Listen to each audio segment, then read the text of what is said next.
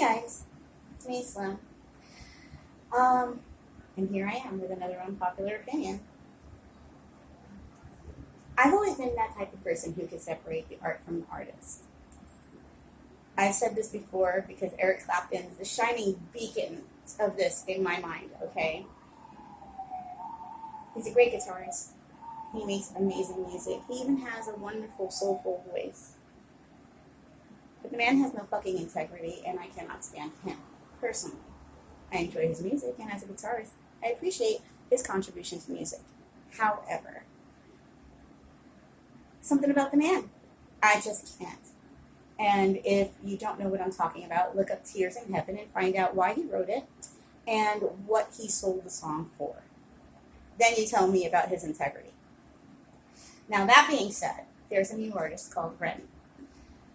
And I see people doing to him what people do to a lot of other people. Someone shows up and they say something that makes sense and it resonates with a bunch of people and everyone flocks to them as if they are the guru and the be-all, end-all to that one particular subject. And that's not the case. Ren is a guy. He suffers from mental illness and physical illness, and he has gone through a lot. Is he now the patron saint of all who have suffered?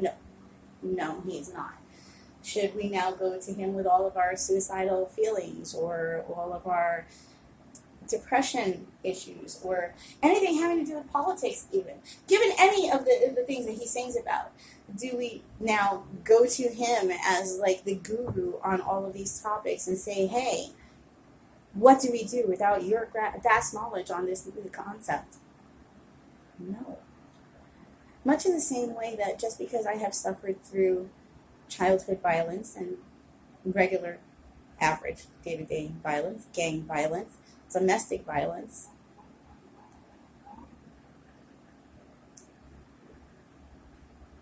assault of other kinds, this does not mean that I am the patron saint of domestic violence and sexual assault. It does not mean that because I have been through it, I want to be there through everyone else's journey on that road. It was hard enough for me to get through that journey. It was hard enough for me to deal with that journey, and I'm still dealing with a lot of that on my own, and having to deal with that is hard shit. And a lot of us have to deal with it because it's life, and life hands us things that, for the most part, we don't want. And we survive it in one way or another, in whatever way that we do. And whatever way that we do and we survive it is our way to survive. Now, I'm not going to turn around and say, hey, Ren, listen, my life is shitty, my health is shitty, and I've had some shitty relationships, fix me.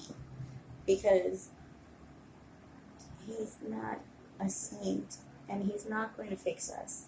And he's not there to fix us. He's putting his pain out there.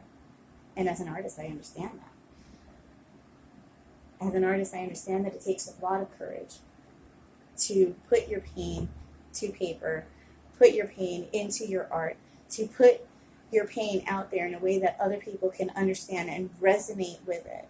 I understand that because I wrote a 691 fucking page book on all of these topics. I'm saying this not because I don't like Ren. I love him. I do. I think his work is highly therapeutic. I listen to his music almost daily because it does something for me, and I understand that. But I'm not running back to him on a daily basis going, hey, listen, you changed my life in this way, and oh my God, you made me cry with this song, which, by the way, I absolutely hate. I do not show emotions in my normal, everyday state, so when he makes me cry in a song, I take offense because I'm not an emotional person. And so when I'm showing emotion, I feel offended by the person who has invoked that within me.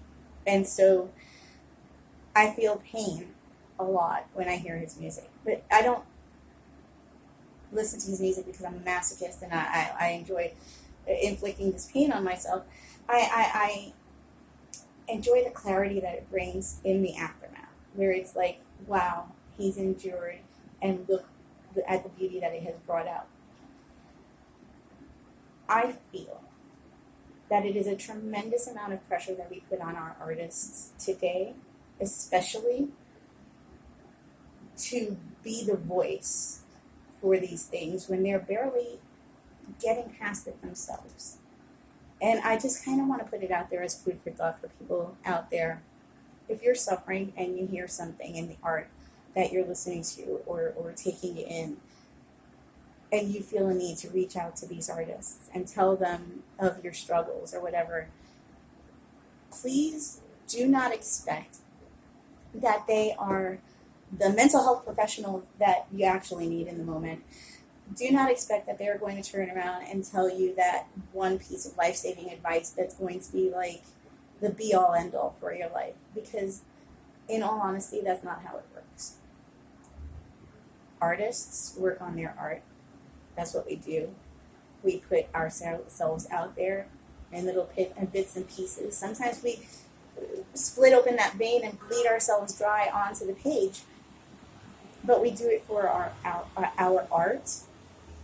We don't do it so that we can then become patron saints of a cause.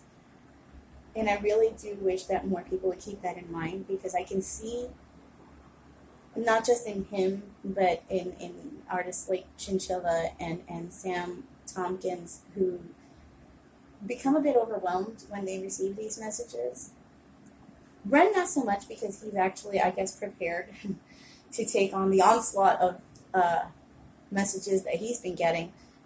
But even still, every once in a while, he puts out a post that says, listen, my Discord is here in case you need help, in case you need someone to talk to. But there are mental health professionals out there who will take on the more severe cases because we are not equipped to deal with them. I think that that's a very important conversation to have, especially with artists like him who constantly touch on the topics of mental health and depression and suicide. So, all of that being said, there's a little food for thought.